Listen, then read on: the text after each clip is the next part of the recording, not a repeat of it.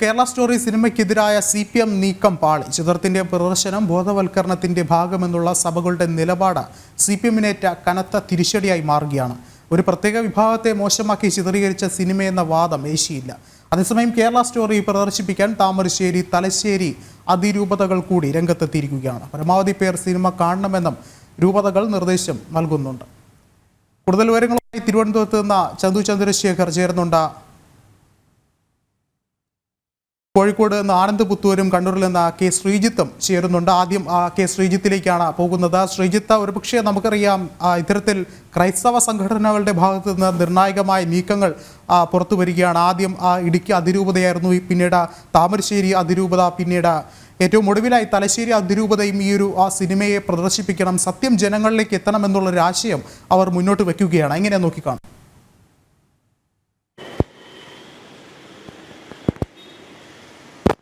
തീർച്ചയായും വിഷ്ണു, ഇടുക്കി അതിരൂപതയ്ക്ക് പിന്നാലെ നിലവിൽ കണ്ണൂരിലെ തലശ്ശേരി രൂപതയും ഇത്തരത്തിൽ കേരള സ്റ്റോറീസ് പ്രദർശിപ്പിക്കാനുള്ള തീരുമാനത്തിലെത്തിയിരിക്കുകയാണ്. ഈ തലശ്ശേരി അതിരൂപതയുടെ യുവജന വിഭാഗമായിരിക്കും ഇത്തരത്തിൽ ഈ പ്രദർശനം നടത്തുക.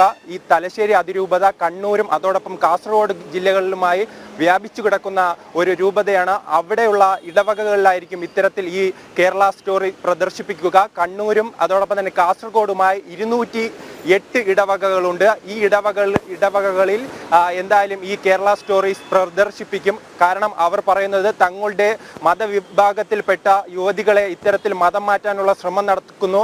അത് പ്രണയവഞ്ചനയിലൂടെയാണ് ഇത്തരത്തിലുള്ള മതം മാറ്റാനുള്ള ശ്രമം നടക്കുന്നത്. അതിനെ തടയിടാനുള്ളത് തങ്ങളുടെ കർത്തവ്യമാണ്. അതിനുവേണ്ടിയാണ് ഇത്തരത്തിലുള്ള ബോധവൽക്കരണം നടത്തുന്നത്. ബോധവൽക്കരണത്തിന്റെ ഭാഗമായാണ് ഇന്ന് 6 മണി മുതൽ വിവിധ സ്ഥലങ്ങളിൽ 208 ഇടവകകളിൽ കണ്ണൂരിലും കാസർഗോഡുമുള്ള ഇടവകകളിൽ ഇത്തരത്തിലുള്ള പ്രദർശനം നടത്തും. അതിന് ഈ പെൺകുട്ടികളെ ഉൾപ്പെടെ ബോധവൽക്കരിക്കാൻ വേണ്ടിയാണ് ഈ സിനിമ പ്രദർശിപ്പിക്കുന്നത്. അതിൽ രാഷ്ട്രീയ പാർട്ടികൾ ഇടപെടേണ്ട ആവശ്യമില്ല, അവർ ഭയപ്പെടേണ്ട. കാരണം തങ്ങളുടെ പെൺകുട്ടികളെ സംരക്ഷിക്കാനുള്ളത് തങ്ങളുടെ കർത്തവ്യമാണ്. അതിനുവേണ്ടി ഏതറ്റം വരെയും തങ്ങൾ പോകുമെന്നും ഈ KCOM വ്യക്തമാക്കുന്നു. KCOM നിലവിൽ ഈ തലശ്ശേരി രൂപതയുടെ യുവജന വിഭാഗമാണ്.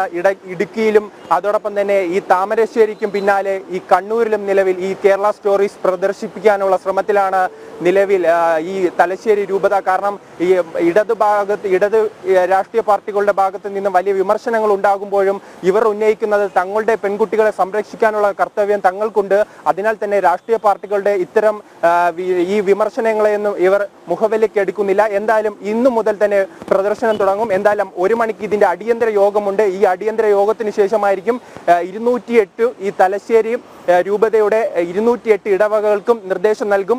ഈ ഞായറാഴ്ചയ്ക്കുള്ളിൽ തന്നെ, ഈ വരുന്ന ഞായറാഴ്ചയ്ക്ക് മുമ്പ് തന്നെ ഈ സ്ഥലങ്ങളിൽ പ്രദർശനം പൂർത്തിയാക്കണമെന്ന കർശനമായ നിർദ്ദേശമാണ് നിലവിൽ നൽകുന്നത്.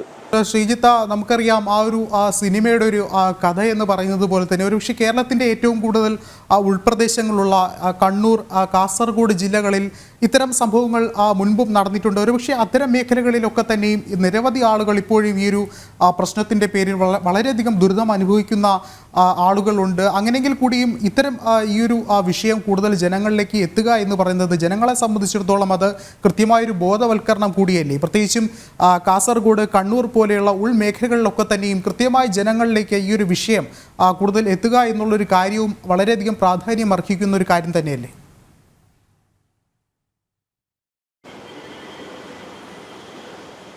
തീർച്ചയായും വിഷ്ണു, അത് നമുക്ക് തന്നെ അറിയാവുന്ന കാര്യമാണ്. പ്രത്യേകിച്ച് കണ്ണൂർ, കാസർഗോഡ് ജില്ലകളിൽ നിന്നാണ് ഇത്തരത്തിൽ ഏറ്റവും അധികം പെൺകുട്ടികൾ IS-ൽ ചേർന്നിരിക്കുന്നത്, അതോടൊപ്പം തന്നെ മതപരിവർത്തനം നടന്നിരിക്കുന്നതും.